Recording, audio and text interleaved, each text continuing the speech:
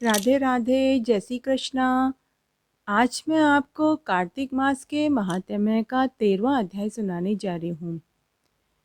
कार्तिक मास में स्नान और व्रत का बहुत पुण्य फल मिलता है, लेकिन अगर आप पूरे माह स्नान नहीं कर सकते हैं तो आप कार्तिक मास के शुक्ल पक्ष की त्रयोदशी, चतुर्दशी, पूर्णमासी को स्नान किसी पवित्र नदी में करें और उस दिन आप व्रत रखें तो आपको पूरे माह का स्नान और व्रत का फल मिलेगा। साथ ही आंवला नवमी, गोपाष्टमी, ये तिथियां बहुत पुण्य फल देने वाली होती हैं। इन दो तिथियों को जरूर व्रत करें। आंवला नवमी के दिन मंदिरों में आंवला दान करें या फिर आप आंवले की माला बनाकर विष्णु भगवान के मंदिर में अर्पित करें।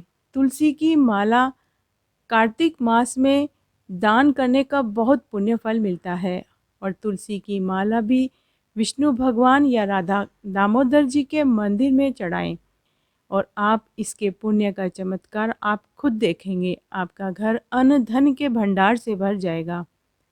आंवला नवमी के दिन सुहागिन स्त्रियों को आंवले की पेड़ की पूजा करनी चाहिए।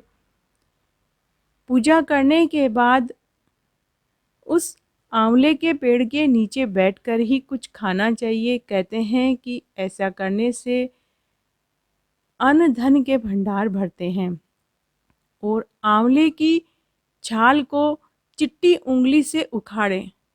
एक बार में ही जो छाल उतरे उसे आप घर लाएं और धन की तिजोरी में उसे लाल कपड़े में लपेट कर रख दें। इससे आपके घर में बरकत बढ़ेगी और अन्न धन के भंडार भी भरेंगे। तो आइए अब हम कार्तिक मास के महात्म्य का 13वां अध्याय मैं आपको सुनाती हूँ। 13वां अध्याय इस प्रकार है। दैत्यों की तीक्ष्ण प्रहारों से व्याकुल देवता इधर उधर भागने लगे। तब इंद्र आदि को इस प्रकार भयभीत देखकर गरुड़ पर चढ़े भगवान युद्ध में आगे बढ़े।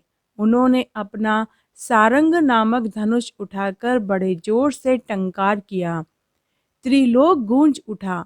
पल मात्र में ही भगवान विष्णु ने हजारों दैत्यों के सिर काट गिराए। यह देखकर जलंधर के क्रोध की सीमा न रही। फिर तो भगवान विष्णु और जलंधर का महान संग्राम हुआ। बाणों से आकाश भर गया। लोग आश्चर्य करने लगे।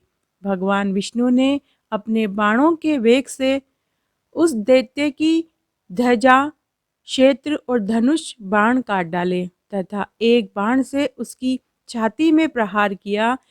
इससे व्यथित हो उसने अपनी प्रचंड गदा उठा गरुड़ के मस्तक पर दे मारी। गरुड़ धरती पर गिर पड़ा। साथ ही क्रोध से उस दैत्य ने अपने होठ काटे और भगवान विष्णु की छाती में भी तीक्ष्ण बार मारा। इसके उत्तर में भगवान विष्णु ने उसकी गदा काट दी और अपने सारंग धनुष पर बाण चढ़ाकर उसको बींधना आरंभ किया। जलंधर भी उन पर अपने पैने बाण बरसाने लगा। उस समय जलंधर ने भगवान को कई पैने बाण मारकर वैष्णव धनुष को काट डाला। धनुष कट जाने पर भगवान ने गदा ग्रहण कर ली और शीघ्र ही जलंधर को खींचकर मारा, परंतु उस अग्नि में अमोद गदा की मार से भी वह चलायमान न हुआ और मंदो उन्मत्त हाथी के समान उसे यानी गदा की मार को फूल की माला ही जाना। साथ ही उस युद्ध दुर्मद ने अत्यंत ही क्रोधित होकर अग्निमुख त्रिशूल उठाकर भगवान विष्णु पर छोड़ दिया। भगवान ने शिवजी के चरणों को स्मरण कर नंदक नामक त्रिशूल से उसके त्रिशूल को छेद दिया। जलंधर ने झपटकर भगवान की छाती में एक मुष्टिक मारा। उसके उत्तर में भगवान विष्णु ने भी उसकी छाती पर अपनी मुष्टिका का प्रहार किया। फिर दोनों घुटने टेक कर बाहों और मुष्टिकों को बाहु युद्ध करने लगे। कितनी ही देर तक भगवान उसके साथ युद्ध करते रहे। जब वह कुछ श्रमित से हो गए, तब सर्वश्रेष्ठ मायावी से भगवान उस दैत्य से मेघवाणी में बोले, हे रण दुर्मुख दैत्य श्रेष्ठ, धन्य है जो इस महायुद्ध में इतने बड़े बड़े आयुधों से भी भयभीत न हुआ। तेरे इस युद्ध से मैं बड़ा खुश हूँ। तू जो चाहे वर मांग, मैं अदेय वस्तु भी आज तुझे दे दूंगा। मायावी भगवान विष्णु की ऐसी वाणी सुनकर जलंधर ने कहा, हे भावुक, यदि आप मुझ पर खुश हैं तो यह वर दीजिए कि आप मेरी बहन के साथ तथा अपने सारे कुटुंबियों सहित मेरे घर पर निवास करें। नारद जी कहते हैं, उसके ऐसे वचन सुनकर भगवान को खेद तो हुआ, किंतु उसी क्षण उन देवेश ने तथास्तु कह दिया। तब भगवान विष्णु सब देवताओं के साथ जलंधरपुर में जाकर निवास करने लगे।